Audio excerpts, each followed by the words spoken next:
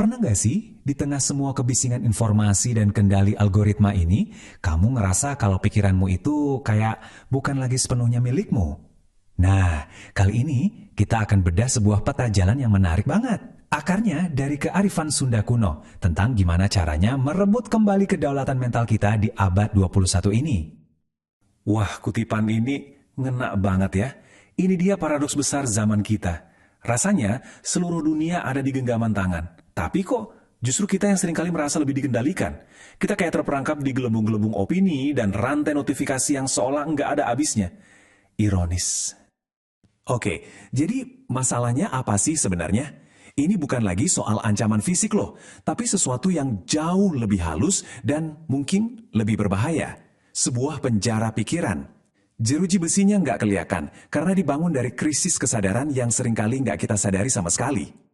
Penjajahan pikiran zaman sekarang ini nggak lagi pakai senjata. Alatnya itu hegemoni, sebuah kendali yang nggak kasat mata.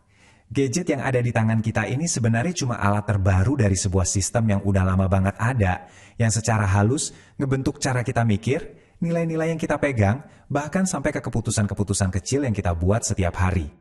Coba deh bayangin metafora gua peradaban ini dalam banget. Mirip kayak tahanan di guanya Plato yang cuma bisa lihat bayangan di dinding, kita juga seringkali terpaku di layar. Ngira kalau timeline media sosial dan berita yang disodorin ke kita itu adalah cerminan utuh dari realitas. Padahal, itu semua cuma bayang-bayang. Oke, kita udah sadar nih, betapa dalamnya gua tempat kita berada. Pertanyaan besarnya sekarang, gimana cara keluarnya? Nah, kerangka kerja ini nggak cuma mendiagnosis masalah, tapi juga nawarin sebuah peta untuk melarikan diri. Semacam panduan untuk menemukan cahaya di luar gua digital ini. Dan disinilah momen penentunya. Ini bukan sekedar teori buat didengerin ya. Ini adalah sebuah panggilan untuk bertindak.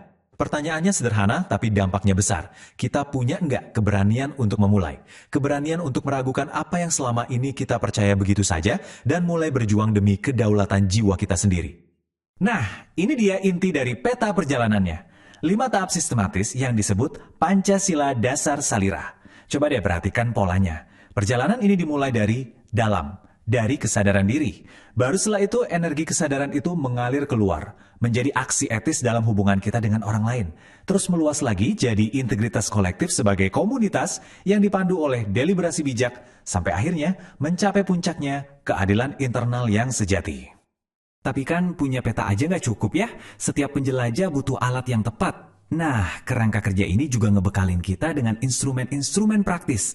3 alat perjuangan untuk benar-benar merebut kembali kedaulatan pikiran kita. 3 alat ini dirangkum dalam konsep Triwikrama.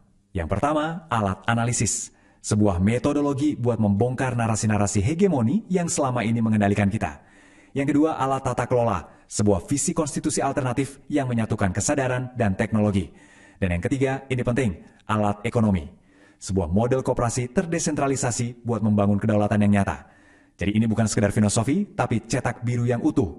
Kita udah punya diagnosisnya, petanya, dan alatnya. Terus, tujuan akhirnya apa? Kalau kita berhasil menyelesaikan perjalanan ini, kita akan jadi seperti apa? Jawabannya adalah menjadi seorang manusia jati. Jadi manusia jati itu apa sih? Ini bukan soal jadi manusia super yang punya kekuatan gaib ya, bukan.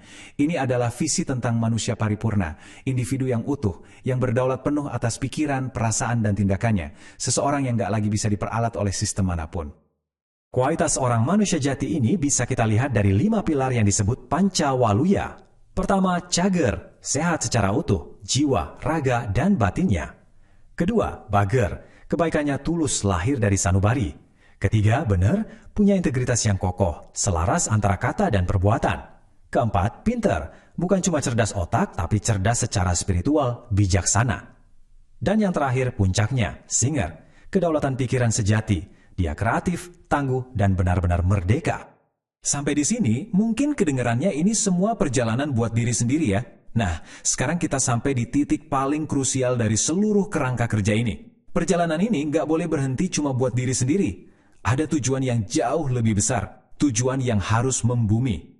Nah, disinilah letak kritik tajamnya terhadap spiritualitas yang gak tuntas. Kita mungkin sering lihat kan orang yang mulai perjalanan spiritual, ngerasa udah menemukan diri, terus dia malah bangun kepompong yang nyaman buat dirinya sendiri. Mereka tercerahkan, tapi sendirian. Mereka jadi, meminjam istilah di sini, mandul secara sosial. Dan ini dia, jantung dari seluruh gagasan ini. Penegasannya yang paling kuat. Pencerahan sejati itu wajib membumi. Ia harus bermanifestasi sebagai keadilan sosial. Kesadaran diri yang cuma dinikmatin sendirian adalah kesadaran yang gagal. Kesadaran itu harus jadi bahan bakar untuk aksi kolektif. Oke, kita udah bongkar diagnosisnya, kita udah lihat petanya, dan kita udah kenal alat-alatnya.